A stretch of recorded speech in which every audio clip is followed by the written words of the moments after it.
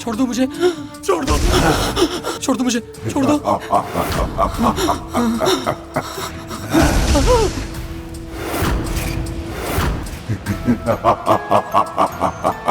मुझे बख्श दो, बख्श दो, मुझे माफ कर दो, जाने दो, मुझे छोड़ दो, मुझे छोड़ दो। अवश्य ही सौंदर्य जी का स्वर है, अर्थात वो भीतर है, परंतु ये राक्षस किसी भी पल इनके प्राण ले सकता है।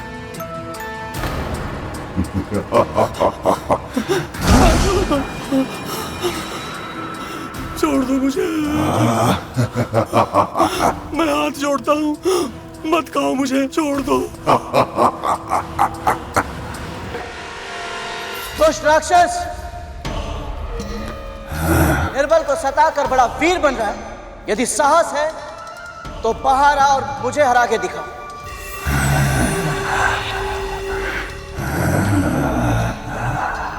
गुफा में छिपकर तो कायर गुर्राते हैं, यदि साहस है तो बाहर आ और मेरा सामना करके दिखा।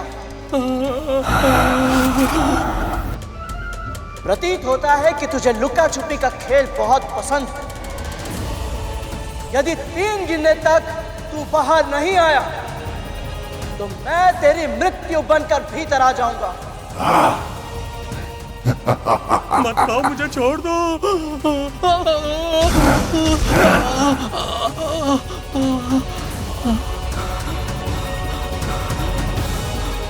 एक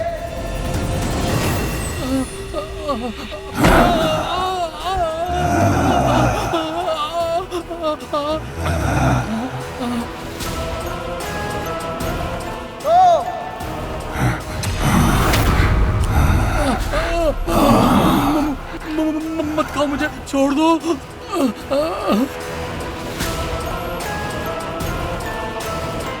तीन नहीं नहीं मुझे।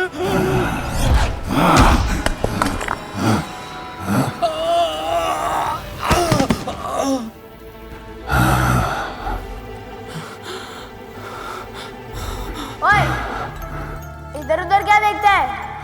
मैं यहाँ हूँ।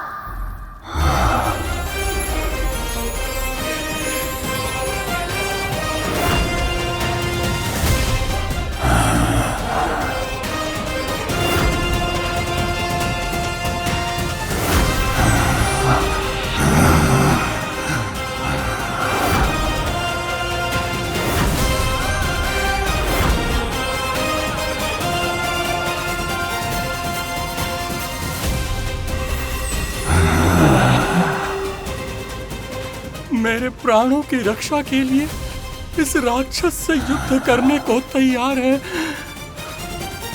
कौन है ये वीर? तो तू छोटा सा पक्षी मुझे चुनौती दे रहा है।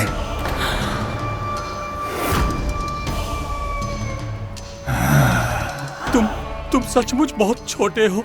मेरे लिए अपने प्राणों को दांव पर मत लगाओ। चले जाओ तुम यहाँ से, चले जाओ। अब तो बहुत देर हो चुकी है सौंदर्य जी। अब तो ये खेल आरंभ हो चुका है। अब या तो ये दुष्ट मुझे हराकर मार देगा या फिर मैं इसे हराकर आपको मुक्त करा लूंगा। तू चींटी की तरह है, इतना सा मसल दूंगा, पर तेरी जेवा बहुत लंबी है। पहले उसे खींचकर बाहर निकालता हूं।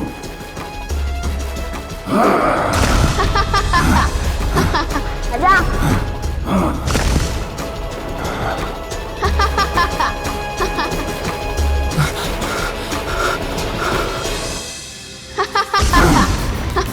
आजा।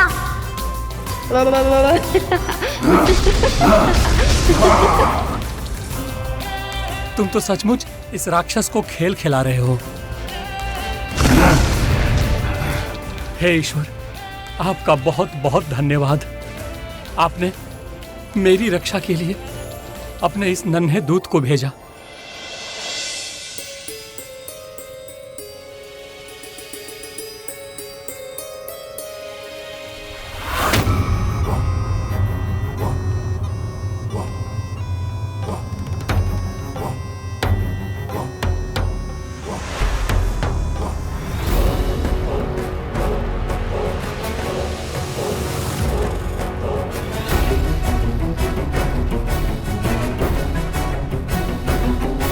लगता है दीदी ने बहुत ही विशेष और स्वादिष्ट भोजन बनाया है। अच्छा ही हुआ मैंने ये कार्य उसे सौंप दिया।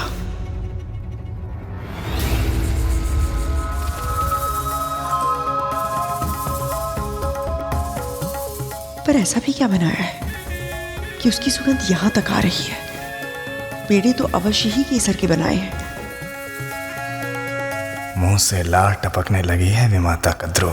स्वयं पर नियंत्रण रखना अब असंभव होगा आपके लिए। वैसे इसकी गंध तो सचमुच इतनी सुहावनी है कि मैं भी स्वयं पर नियंत्रण नहीं रख पा रहा हूँ।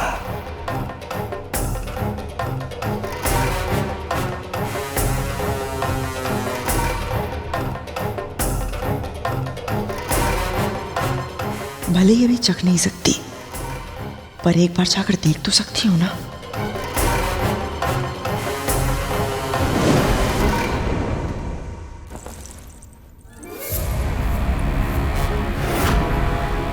कैसी है तू? अभी आधा दिन भी नहीं बीता है तुझे व्रत रखे हुए, किंतु तेरा धैर्य अभी से समाप्त हो गया। भोजन की सुगंध से तेरे मुख में जल आ गया, किंतु तुझे ये नहीं ध्यान आया कि एक बूंद जल के लिए तेरे पुत्र तरस रहे हैं। ये व्रत तूने अपनी संतान की प्राण रक्षा के लिए रखा है ना, किंतु फिर भी तेरा मनोबल इतना कम है कि भोजन की सुगंध से तू हार गई है। मैं केवल भोग देखने जा रही थी कि कहीं उसमें कोई कमी तो नहीं है। बस कर, बस कर। तू सबसे झूठ बोल सकती है, किंतु तू मुझसे कभी झूठ नहीं बोल सकती। कल तू अपने स्वामी के सामने बहुत बड़े बड़े वचन की बातें कर रही थी ना, क्या हुआ आज? यही कहा था ना तूने, यदि सावित्री अपने पति सत्यवान के प्राण यमराज से छुड़ा कर ला सकती है तो मेरे अंदर भी सतीत्व की वही शक्ति है, वही दृढ़ निश्चय है। कहां गई वो शक्ति, कहां गया वो दृढ़ निश्चय? यमराज से टकराना तो दूर, तू तो अपने लोभ से भी नहीं जीत सकती। विंता को देख और सीख उससे। भोजन को देखना और सूंघना तो दूर, उसके मन में तो कोई विचार भी नहीं आ रहा है। और उसका पुत्र, तेरे पुत्रों की रक्षा, तेरे पुत्रों की सफलता के लिए क्या कुछ नहीं कर रहा है। किंतु तू बस कर। ना मुझे विंता की स्तुति सुननी है, ना ही उसके पुत्र की। और मैं अच्छे से जानती हूं कि मैं क्या कर रही हूं, मेरे किस कर्म का क्या परिणाम होगा, ये तू मुझे नहीं बताएगी। आजा आजा आजा आजा।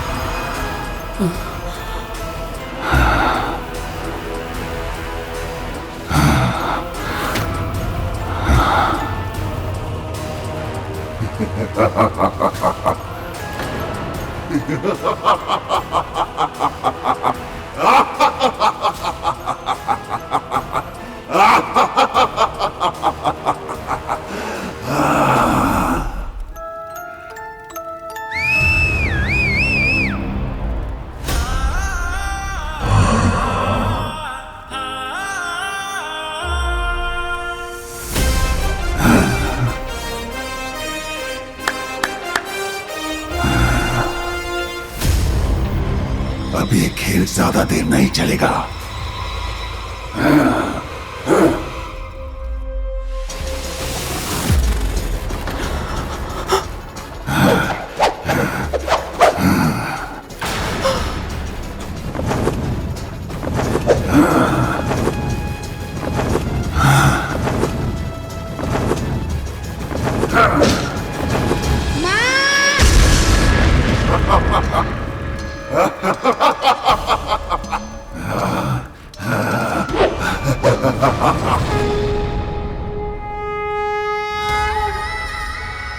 गरुड़,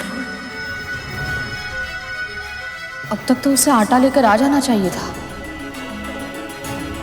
कहाँ रह गया?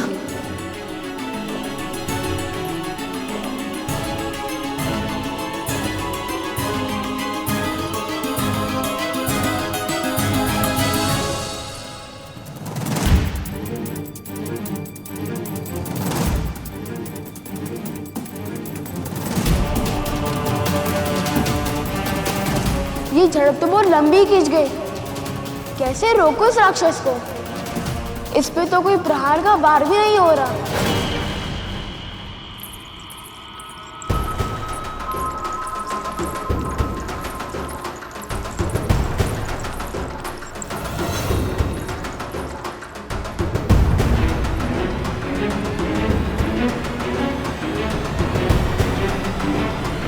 व्रत के भोग में तो साधारण व्यंजन बनते हैं, तो फिर रसोई गृह से ये स्वादिष्ट और मसालेदार व्यंजनों की सुगंध क्यों आ रही है?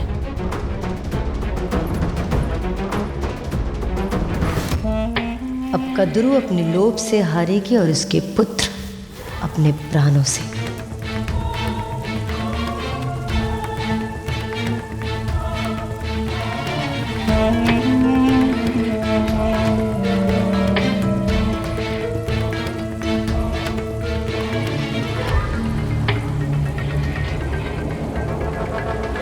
ये खाने की सुगंध से अपने मन को लालायित होने से क्यों नहीं रोक पा रही हूं मैं?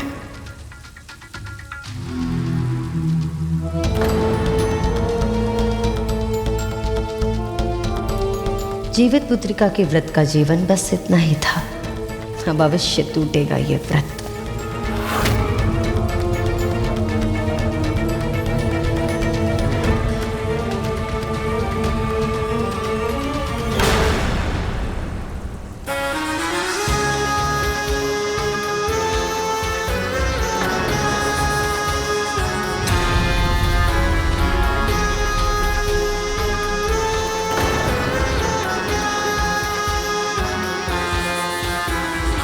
क्या कर रही हो तुम? कद्रू, मैं तो व्रत का भोजन बना रही हूँ। व्रत के भोजन में इतने मसाले कब से प्रयोग होने लगे?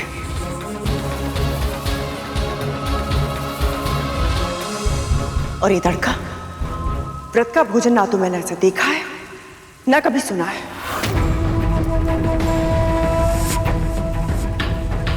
कद्रू, मुझे भी पता है कि तुम ये सब नहीं खा सकती हो। ये तो तुम्हारे पुत्रों मेरे पुत्रों को ढाल बनाकर तलवार मत चलाओ दीदी।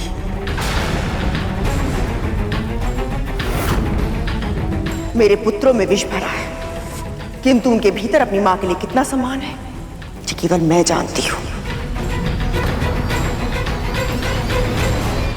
जब तक मैं व्रत रखूंगी, ना तो मेरे पुत्र राजसी भोजन करेंगे और ना ही तामसिक भोजन। और ये भी भली बात ही जानती हूं, ये जो भोजन तुम बना रही हो ना, जानबूझकर मुझे ललचाने के लिए बना रही हो।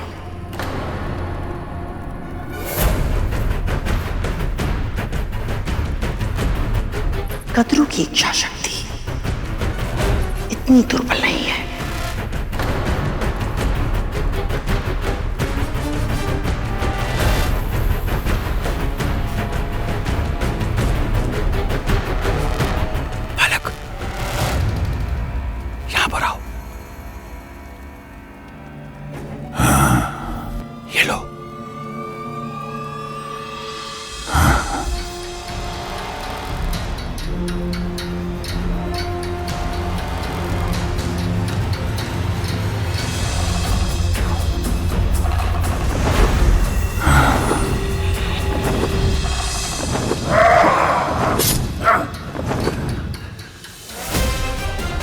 छोटा होकर भी इतनी शक्ति कि मेरा वार रोककर मुझे पीछे धकेल दिया।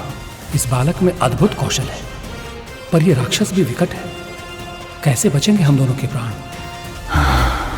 कितनी बार मैंने इसके तन पर आघात किया, परंतु हर बार इसके घाव पल भर में ही भर जाते हैं। कैसे विजय प्राप्त करूं इस पर? चलो। कद्रू, क्या कर रही हो तुम? मेरी बात तो सुनो। क्या?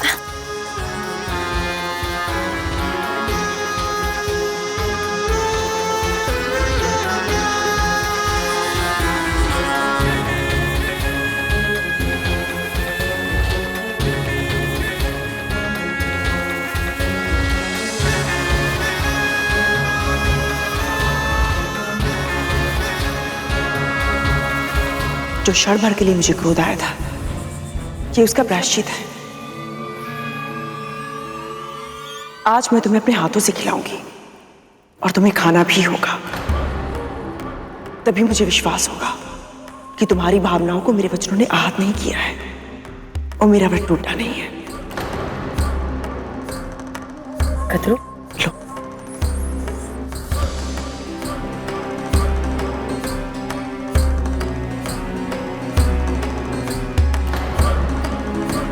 पुत्र, तुम्हें भी भूख लगी होगी ना?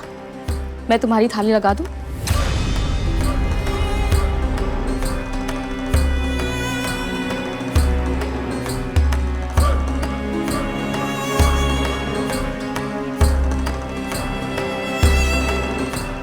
प्रभु विष्णु, आपकी बहुत बहुत कृपा कि आपने कद्रू दीदी की इच्छा शक्ति को दृढ़ बना दिया। पर अब मुझे सतर्क रहना होगा ताकि दीदी फिर से ऐसा कोई प्रयत्न ना कर पाए।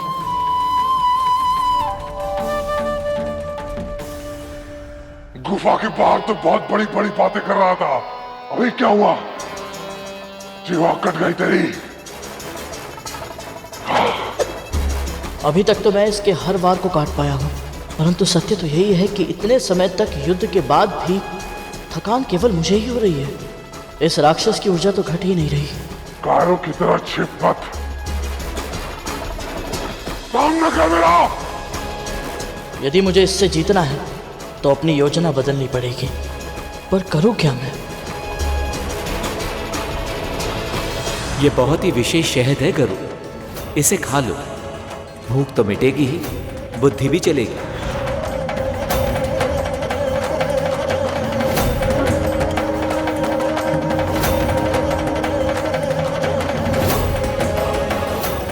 आज तो माँ का व्रत है, उन्होंने पूरे दिन कुछ नहीं खाया, तो फिर मैं ये कैसे पी सकता हूँ?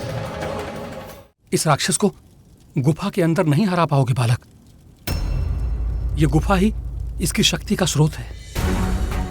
किसी भी तरह इस राक्षस को गुफा के बाहर लेकर जाओ, तभी तुम इसे हरा पाओगे बालक। अरे वाह, बड़ा ही दिव्य शहद है ये। केवल सुगंध से ही उपाय सामने आ गया, वो भी ऐसे चल के। क्या कहा? आपका बहुत धन्यवाद सोमदत्त जी।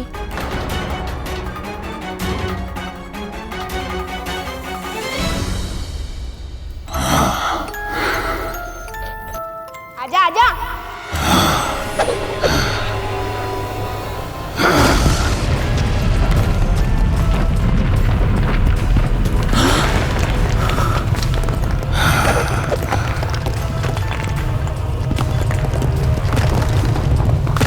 सोमदत्त जी।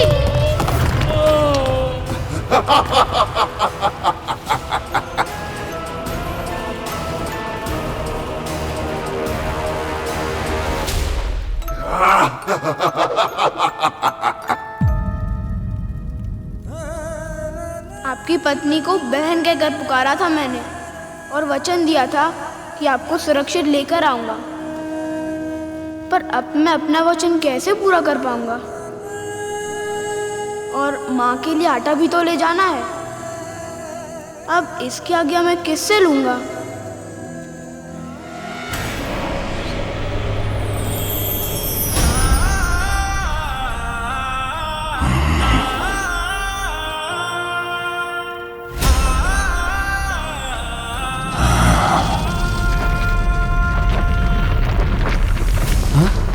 ये ध्वनि किस चीज की है?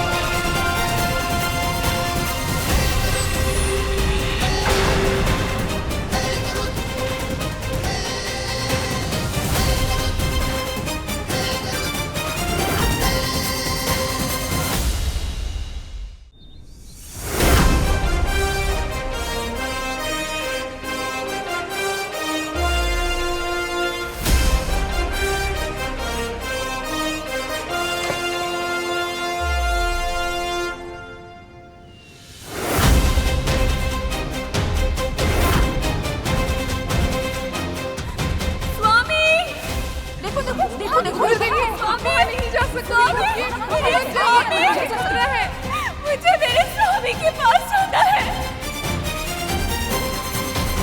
हाँ, इतना विशाल।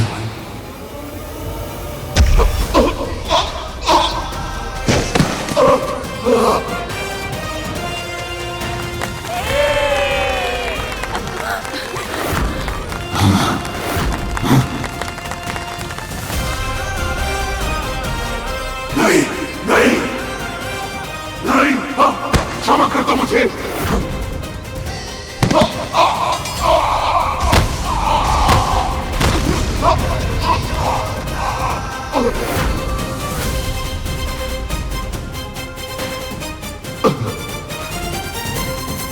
राक्षस का अंत हो गया। हमें मुक्ति मिल गई।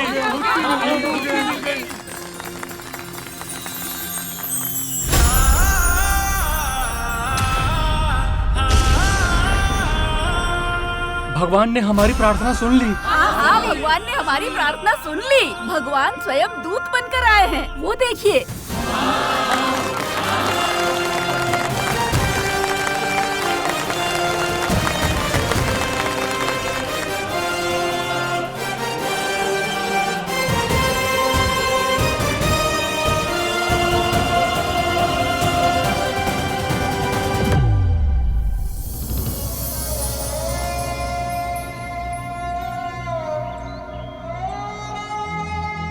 कैसे बताऊं कि मैं सोमदत्त जी को बचा नहीं पाया।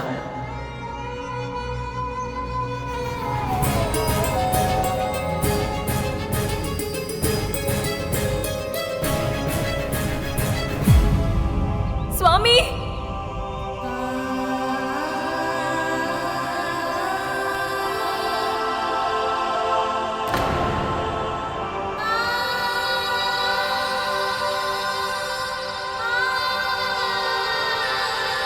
हे प्रभु विष्णु, आपने मेरा वचन व्यर्थ नहीं होने दिया। आपकी असीम कृपा है मुझ पर। इस समय मैं जीवित हूं तो केवल आपके कारण। यदि मैं आपके किसी काम आ सकूं तो मुझे बहुत प्रसन्नता होगी। एक कार्य है जो केवल आप ही कर सकते हैं सोमदत्त जी। हाँ हाँ। मेरी माँ और विमाता ने जीवित पुत्री का व्रत रखा है। यदि आप उसके लिए मुझे मरुए का आटा देते तो। बस इतनी सी बात। जाओ लेकर आओ जल्दी।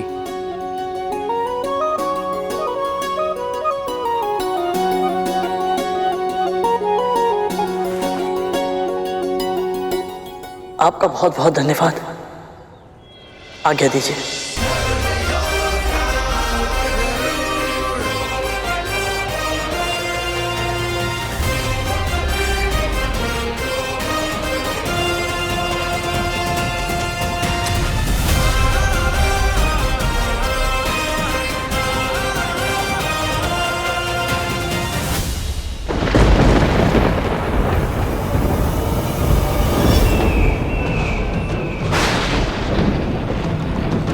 इस परछाई को देखकर मुझे पुनः भय का आभास क्यों हो रहा है?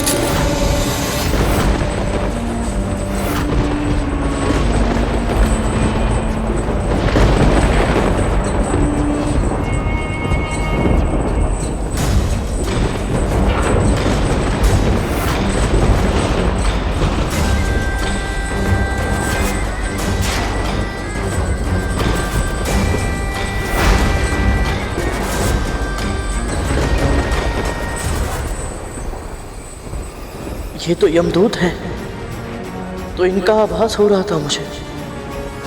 पर ये मेरा भ्रम है या सच में ये मुझे चुनौती देकर गए हैं कि शीघ्र ही ये मेरे भाइयों को भी ऐसे ही ले जाएंगे।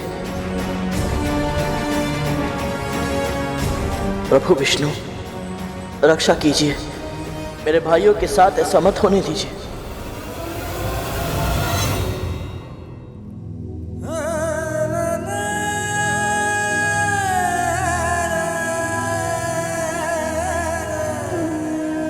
इनका स्वास्थ्य तो बिगड़ता ही जा रहा है भैया। आपको क्या लगता है मां का व्रत सफल होगा?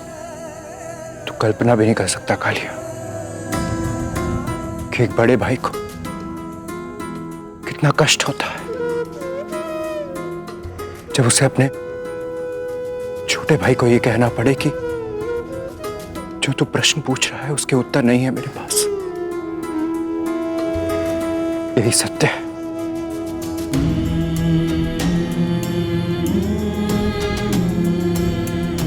कालिया, मैंने मां को ये व्रत करता हुआ आज तक कभी नहीं देखा। मैं नहीं जानता कि कल क्या होगा।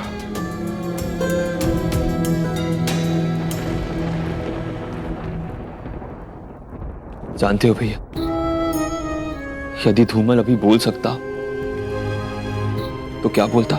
यही कि दासी मां भी ये व्रत रख रही हैं, इसलिए इस व्रत की सफल होने की आशा और भी अधिक है।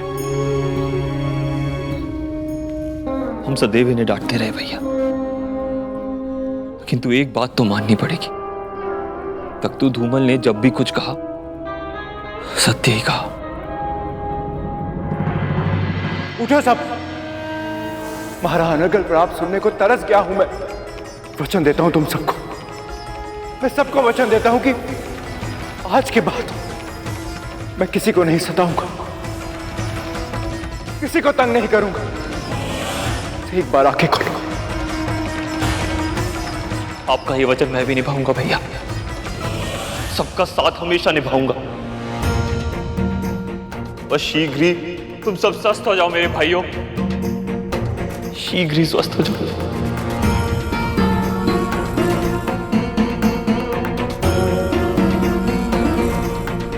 इन दोनों के मन में पीड़ा का ऐसा बवंडर उठ रहा है, तो कद्रू दीदी किस दशा में होंगी?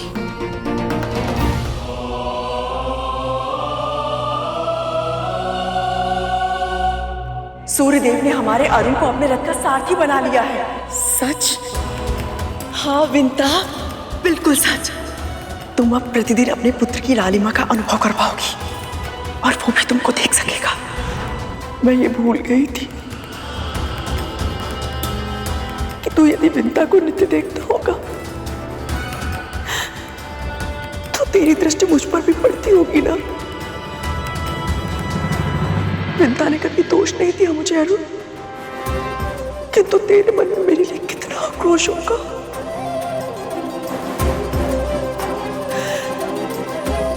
आज अपने पुत्रों की पीड़ा का अनुभव हुआ तो ना जाने क्यों मुझे तेरा स्मरण आया।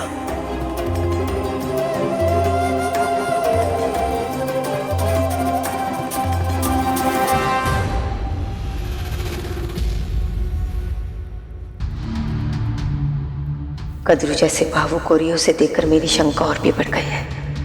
यदि इसका और विंता का व्रत सफल हो गया तो कहीं ऐसा ना हो कि ये दोनों फिर से एक हो जाए, क्योंकि ऐसा हुआ तो इसका परिणाम बहुत घातक होगा।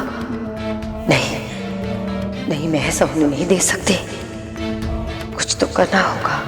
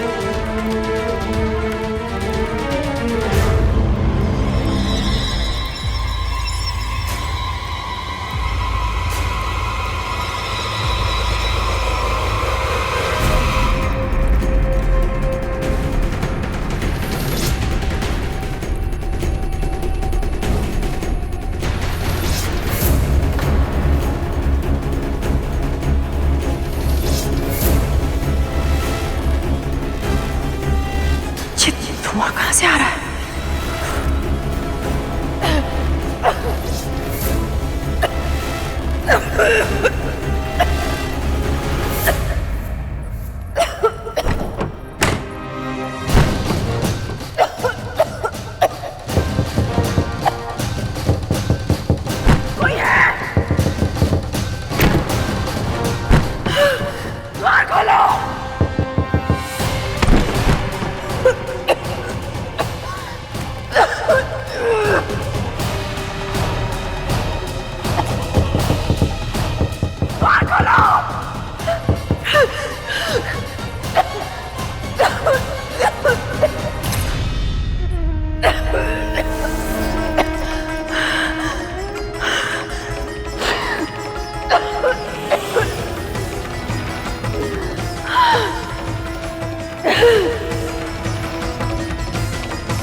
बस एक बार कद्रू जल पी ले तो इसका जीवित पुत्रिका का व्रत टूट जाएगा।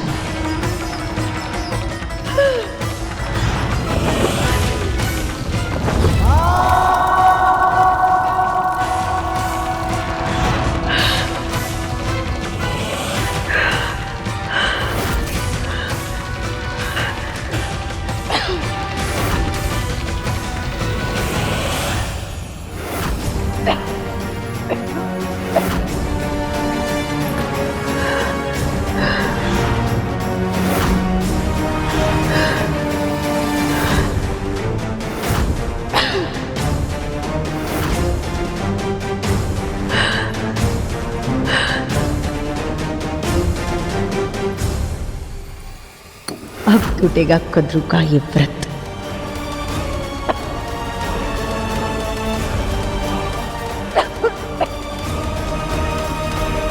दीदी,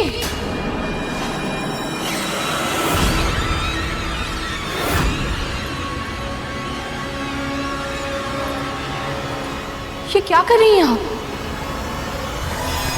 दीदी,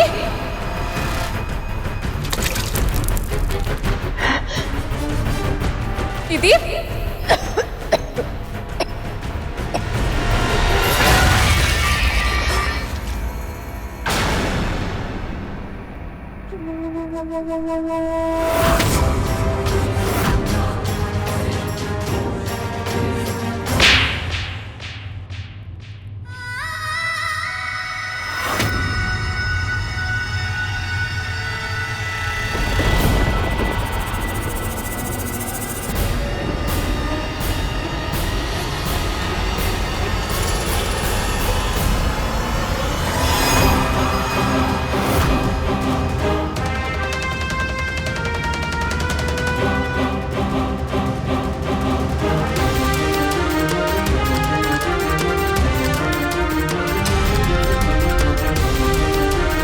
मुझे क्षमा कर दीजिए दीदी। मैं तो बस आपको निर्जला व्रत तोड़ने से रोकने का प्रयास कर रही थी। यदि आपने यह जल पी लिया होता तो आपके पुत्र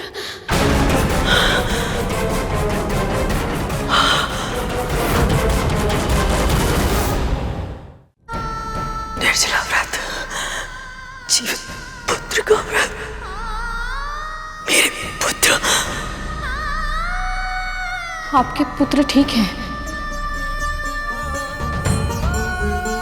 आपका व्रत नहीं टूटा है दीदी। पर आप पर हाथ उठाकर आपको जो कष्ट मैंने पहुंचाया है उसके लिए मुझे क्षमा कर दीजिएगा।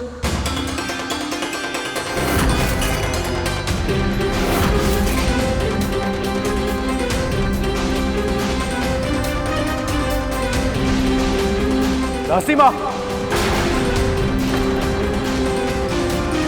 इतना दुस्साहस!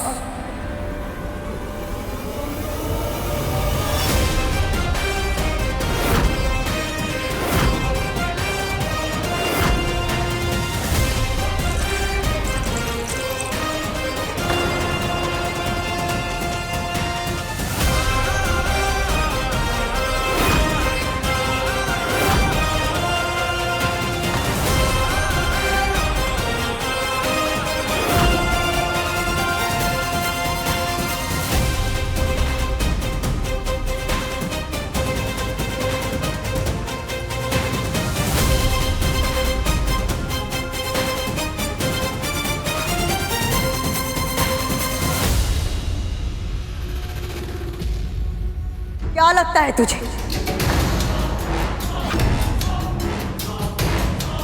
तेरे घूरने से ये दोनों शांत हो जाएंगे? भय से दुपक कर छुप जाएंगे, वो भी तब जब तेरी माँ ने एक दासी की मर्यादा को भंग किया है, अपनी स्वामिनी को, इनकी माँ को थप्पड़ मारा है इसने। बस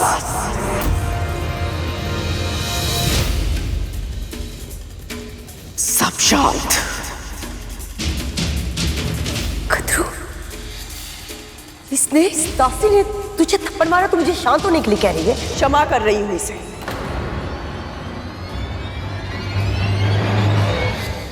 इसने मेरा व्रत टूटने से बचाया है।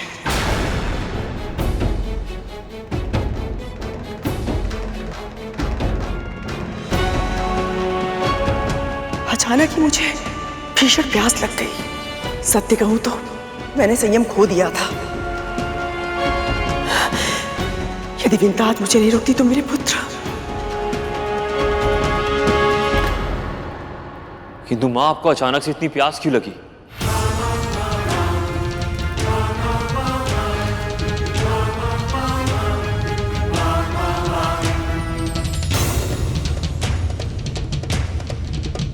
इतना शीघ्र कहां चला गया? क्या मां? धुआं। इस कक्ष में अचानक से इतना धुआं भर गया था कि मेरा सांस लेना भी असंभव हो गया था।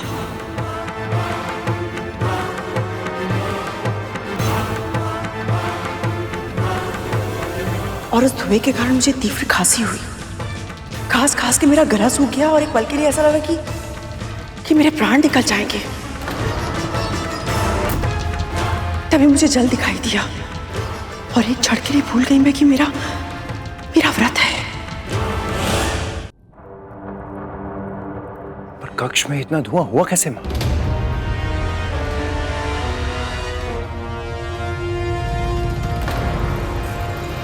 जो हुआ सो हुआ।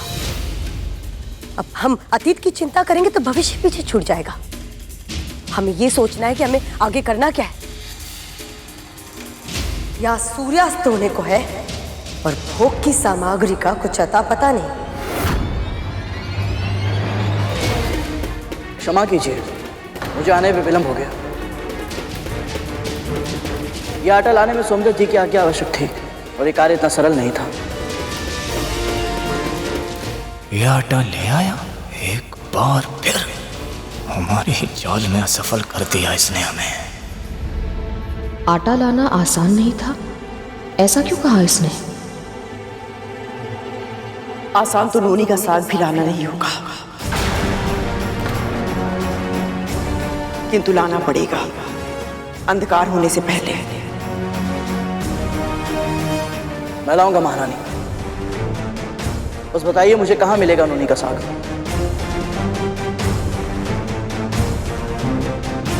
उसे लेने के लिए तुझे महर्षि अगस्त्य के आश्रम जाना होगा।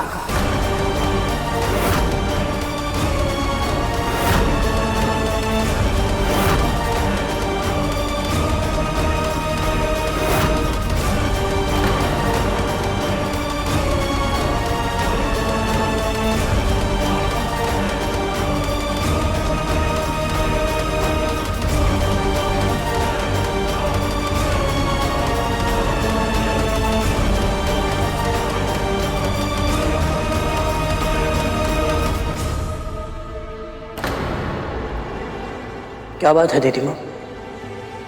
ये नाम सुनते ही एक माँ शंका से कांप गई और एक माँ के हाथ श्रद्धा से जुड़ गए।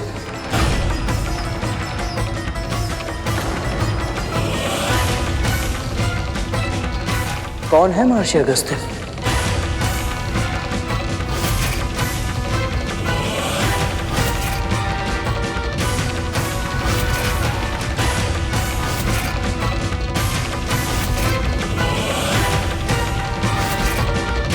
गरुड़ को ज्ञात नहीं कि ऋषि अगस्त्य कितने तेजस्वी ऋषि हैं।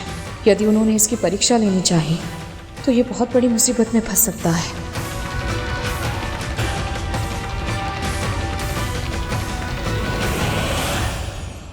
पक्षीराज गरुड़ के साहस भरे कारनामे देखने के लिए चैनल को सब्सक्राइब करें और साथ ही बेल आइकॉन दबाना न भूलें।